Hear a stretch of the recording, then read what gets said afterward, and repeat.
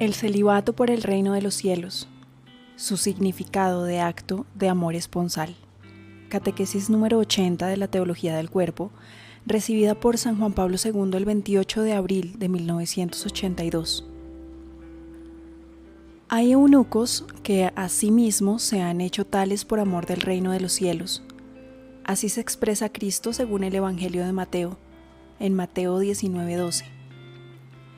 Es propio del corazón humano aceptar exigencias, incluso difíciles, en nombre del amor por un ideal y sobre todo, en nombre del amor hacia una persona. En efecto, el amor por esencia está orientado hacia la persona. Y por esto, en la llamada a la continencia por el reino de los cielos, primero los mismos discípulos y luego toda la tradición viva descubrirán muy pronto el amor que se refiere a Cristo mismo como esposo de la Iglesia y esposo de las almas, a las que Él se ha entregado a sí mismo hasta el fin, en el misterio de su pasión y en la Eucaristía.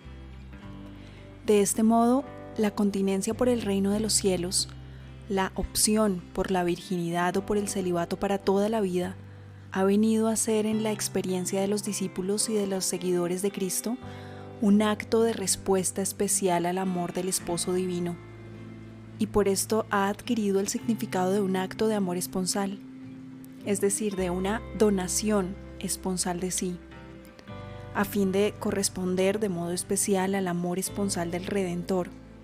Una donación de sí, entendida como renuncia, pero hecha sobre todo por amor. Hemos sacado así toda la riqueza de contenido que contiene el conciso, pero al mismo tiempo tan profundo enunciado de Cristo sobre la continencia por el reino de los cielos. Pero ahora conviene prestar atención al significado que tienen estas palabras para la teología del cuerpo. Lo mismo que hemos tratado de presentar y construir sus fundamentos bíblicos desde el principio.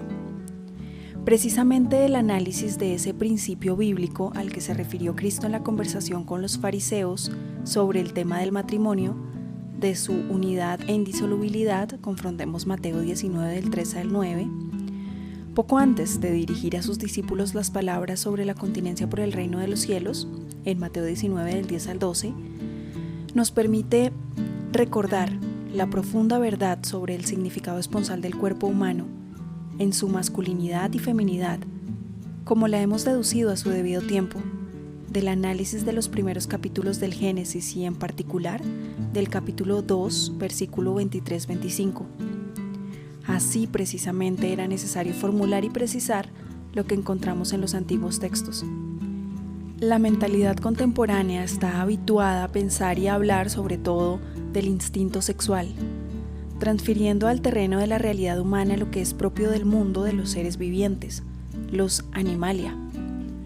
Ahora bien, una reflexión profunda sobre el conciso texto del capítulo 1 y 2 del Génesis nos permite establecer con certeza y convicción que desde el principio se delinea en la Biblia un límite muy claro y unívoco entre el mundo de los animales, la animalia, y el hombre creado a imagen y semejanza de Dios. En ese texto, aun cuando relativamente muy breve, hay sin embargo suficiente espacio para demostrar que el hombre tiene una conciencia clara de lo que lo distingue de modo esencial de todos los seres vivientes, animalia.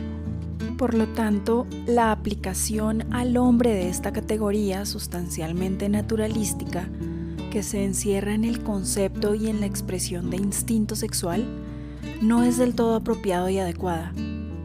Es obvio que esta aplicación puede tener lugar basándose en cierta analogía.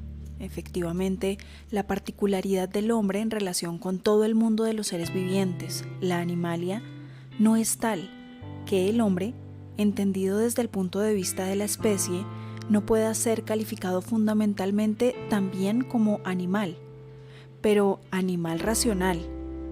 Por ello, a pesar de esta analogía, la aplicación del concepto de instinto sexual al hombre, dada la dualidad en la que existe como varón o mujer, limita, sin embargo, grandemente y en cierto sentido, empequeñece lo que es la misma masculinidad, feminidad en la dimensión personal de la subjetividad humana.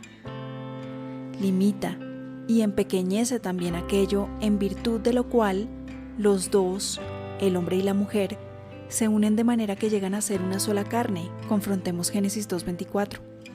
Para expresar esto de modo apropiado y adecuado, hay que servirse también de un análisis diverso de ese naturalístico. Y precisamente el estudio del principio bíblico nos obliga a hacer esto de manera convincente. La verdad sobre el significado esponsal del cuerpo humano en su masculinidad y feminidad, deducida de los primeros capítulos del Génesis y en particular del capítulo 2, versículos del 23 al 25, o sea, el descubrimiento a la vez del significado esponsal del cuerpo en la estructura personal de la subjetividad del hombre y de la mujer, parece ser en este ámbito un concepto clave y al mismo tiempo el único, apropiado y adecuado.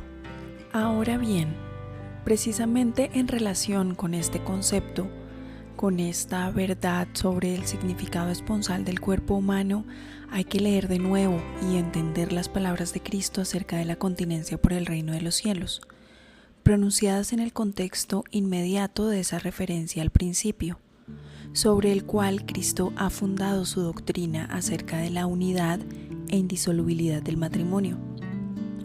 En la base de la llamada de Cristo a la continencia está no solo el instinto sexual, como categoría de una necesidad, diría naturalística, sino también la conciencia de la libertad del don, que está orgánicamente vinculada con la profunda y madura conciencia del significado esponsal del cuerpo, en la estructura total de la subjetividad personal del hombre y de la mujer.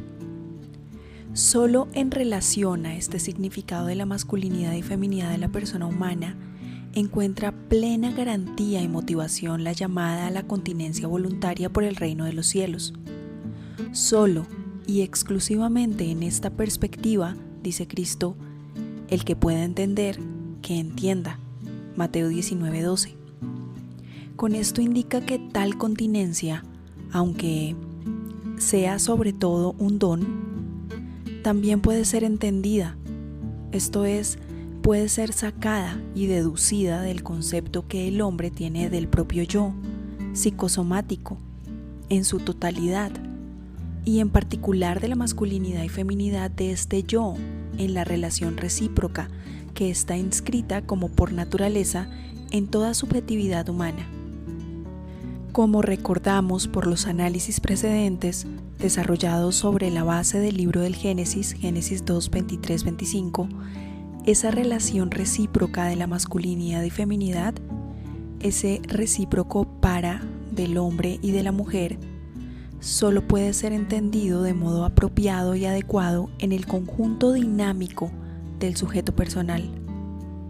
Las palabras de Cristo en Mateo 19 del 11 al 12 muestran después que ese para, presente desde el principio en la base del matrimonio, puede estar también en base de la continencia por el reino de los cielos, apoyándose en la misma disposición del sujeto personal, gracias a la cual el hombre se vuelve a encontrar plenamente a sí mismo a través de un don sincero de sí.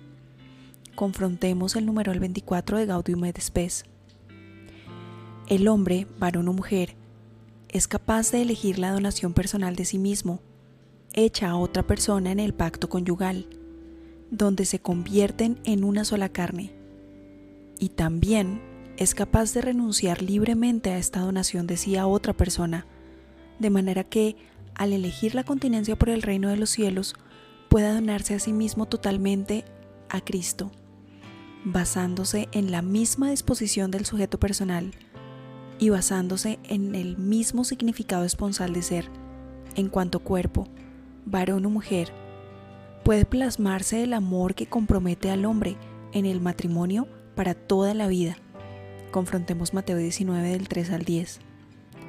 Pero también puede plasmarse el amor que compromete al hombre para toda la vida en la continencia por el reino de los cielos.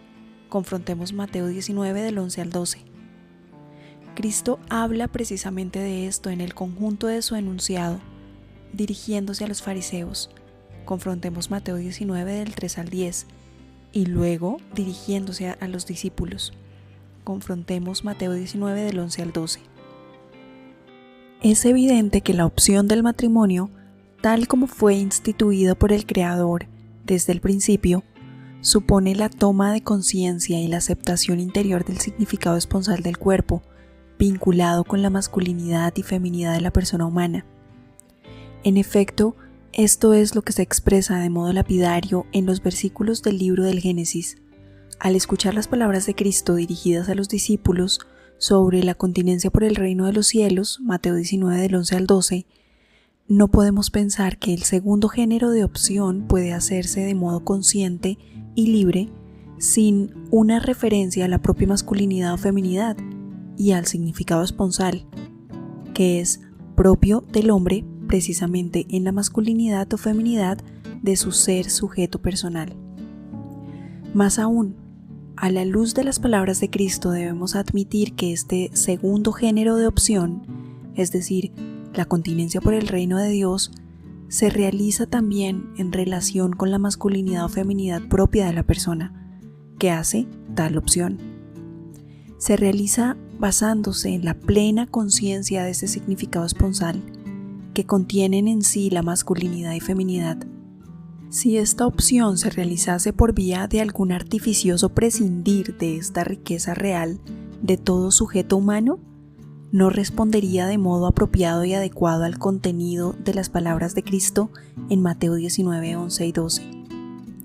Cristo exige aquí explícitamente una comprensión plena cuando dice: el que pueda entender, que entienda. Mateo 19, 12.